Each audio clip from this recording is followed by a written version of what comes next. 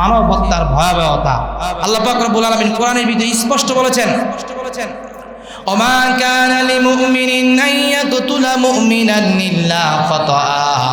আল্লাহ রব্বুল আলামিন বলেন কোন মুমিনকে অন্যায়ভাবে হত্যা করতে পারে না, ভুলবশত ছাড়া হত্যা করতে পারে না। একজন আরেকজনকে ভুল করে হত্যা করতে পারে। মনে করেন একটা যে কোনো একটা মনে করেন পাথর নিক্ষেপ করেছে কুকুরকে, একজনের মাথায় পড়ে সে মারা গেছে, এটা অন্যায়, এটা ভুলবশত হয়ে গেছে। এরকম ভুলবশত ছাড়া কেউ কাউকে হত্যা করতে পারে না, কেউ কাউকে মারতে পারে না ইল্লা খাতা। কোনো মুমিনকে ভুলবশত ছাড়া হত্যা করতে পারে না। স্পষ্ট মুমিনের জন্য এইটাই ধমক। অর্থাৎ কেউ যদি কোনো মানুষকে হত্যা করে ওই বান্দা আর মুমিনের মধ্যে থাকে না। জোরে বলেন নাউজুবিল্লাহ। মুমিন থেকে সে বের হয়ে যাবে, কারণ সে আল্লাহর পবিত্রতাকে নষ্ট করেছে।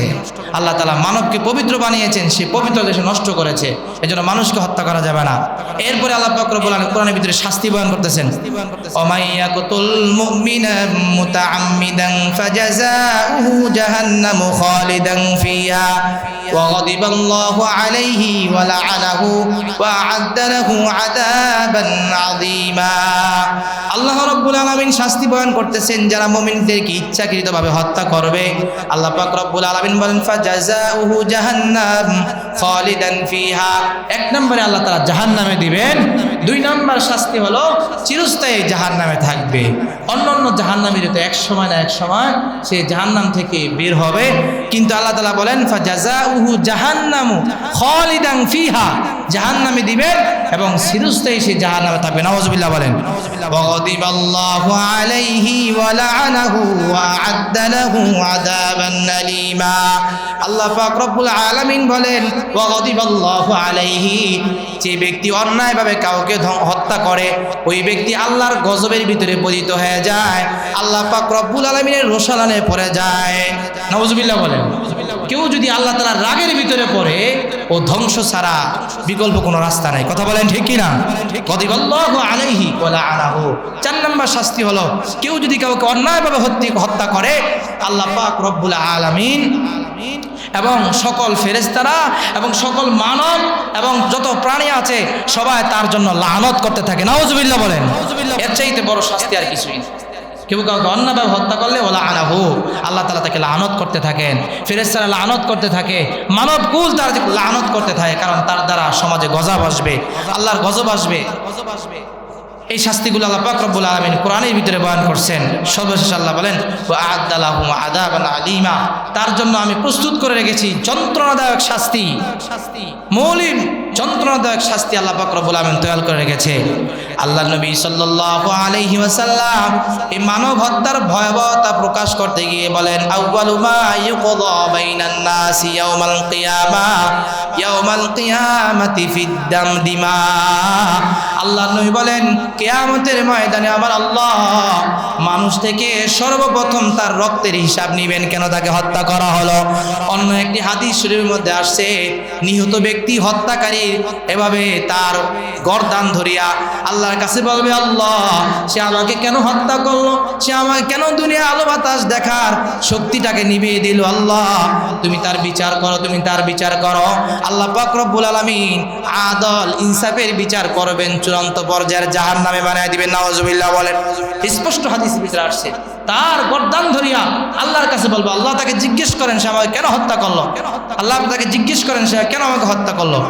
অন্য একটি হাদিসের মধ্যে আল্লাহর পয়গম্বর বলেন মানুষ হত্যা সব দুনিয়া ধ্বংস হওয়ার চাইতো মানুষ হত্যাটা আল্লাহ তাআলার কাছে আরো মারাত্মক। আহওয়ানু আলাল্লাহ লা যাওয়ালুদ দুনিয়া আহওয়ানু আলাল্লাহ, দুনিয়া ধ্বংস হয়ে যাওয়া এটা সহজ মানুষ হত্যার চাইতে, মানুষ হত্যা আরো বেশি মারাত্মক আল্লাহ তাআলার কাছে। এই জন্য মানুষ হত্যা করা যাবে না। যারা মানুষ হত্যা করবে, অন্যায়ভাবে মানুষকে মারবে, হত্যা করবে, তারা চিরস্থায়ী জাহান্নামে যাবে। প্রিয় ভাইয়েরা আমার, এই দেশে যদি সঠিক তদন্ত থাকতো তাহলে কিন্তু সকল খুনিদেরকে ধরা যাইত। কথা বলেন ঠিক কিনা? কেউ বাঁচতে পারতো না। হযরতে ইউসুফ আলাইহিস সালামের ভাইয়েরা তার বাবার কাছে এসে বলল বিদামিন কাযিব, মিথ্যা রক্ত নিয়ে আসলো বাবার কাছে। অর্থাৎ বাবার কাছে কি জবাব দিবে? বাবাকে এসে বলে, বাবা আমরা যখন ভাইকে নিয়ে সফরে যাই, ভাইকে আমরা আমাদের মানসাবানা খোঁজ খবর নেওয়ার জন্য দায়িত্বশীল বানায় দাঁড়া করে রেখে গেলাম। এর মধ্যে আমরা খেলাধুলা করতেছি, এসে দেখি একটা বাঘ আমাদের ভাইকে খেতেছে। নাউজুবিল্লাহ বলেন, মিথ্যা কথা। আল্লাহ তাআলা স্পষ্ট বলেন ভিটামিন কাজী, বাবার কাছে মিথ্যা রক্ত নিয়ে আসছে। মিথ্যা রক্ত কি? তারা চিন্তা করলো কিভাবে বাঁচা যায়, যে আমরা একটা কুকুরকে হত্যা করে এর রক্তটা জামার ভিতরে মেখে দিই। তো বাবা মনে করলো হ্যাঁ সত্যি তো বাঘে খেয়েছে। তো ভিটামিন কাদির কেন আল্লাহ বললেন, মিথ্যা রক্ত কেন বললেন?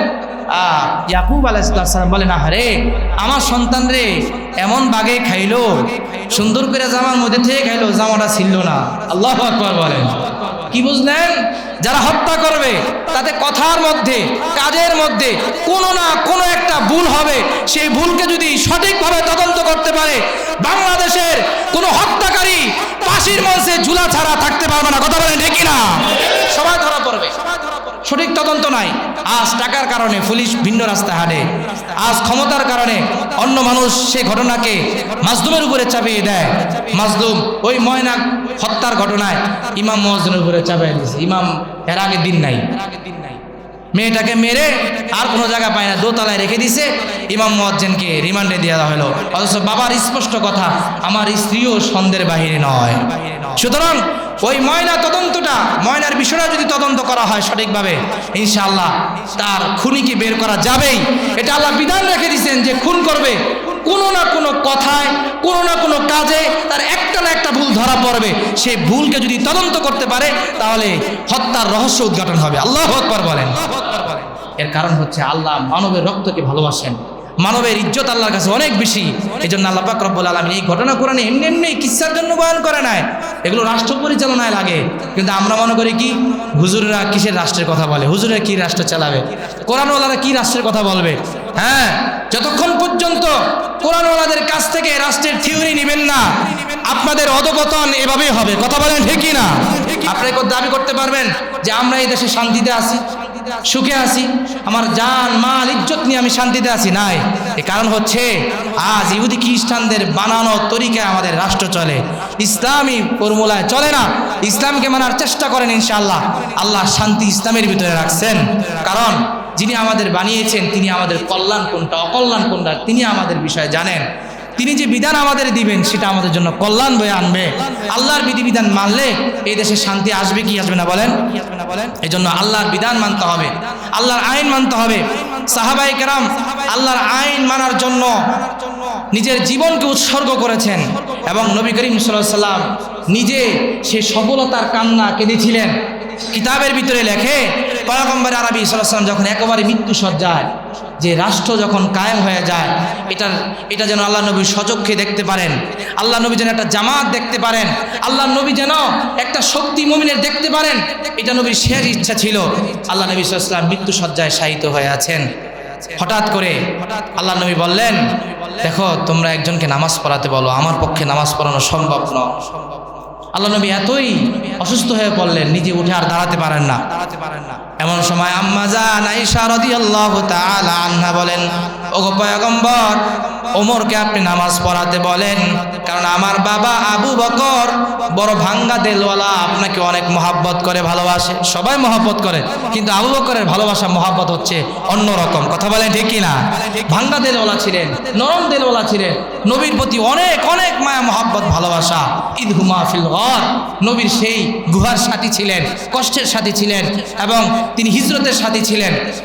আমার বাবাকে আপনি বললেন না, আমার বাবা নামাজ পড়াইতে গেলে তিনি বুঝে নেবেন যে আপনি আর দুনিয়াতে থাকবে না, তিনি নামাজ পড়াতে পারবে না। আপনি ওমরকে বলেন, ওমরের সাহস বেশি।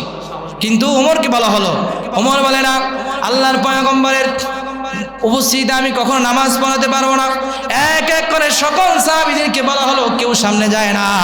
আল্লাহর পয়গম্বর আদেশ করলেন, আবু বকর তুমি তো আমার হিজরতের সাথী, আমার ঘর ওই সে গুহার সাথী, আবু বকর তুমি সামনে যাও, আমার উপস্থিতিতে তুমি নামাজ পড়াইবা। জোরে বলেন আল্লাহু আকবার।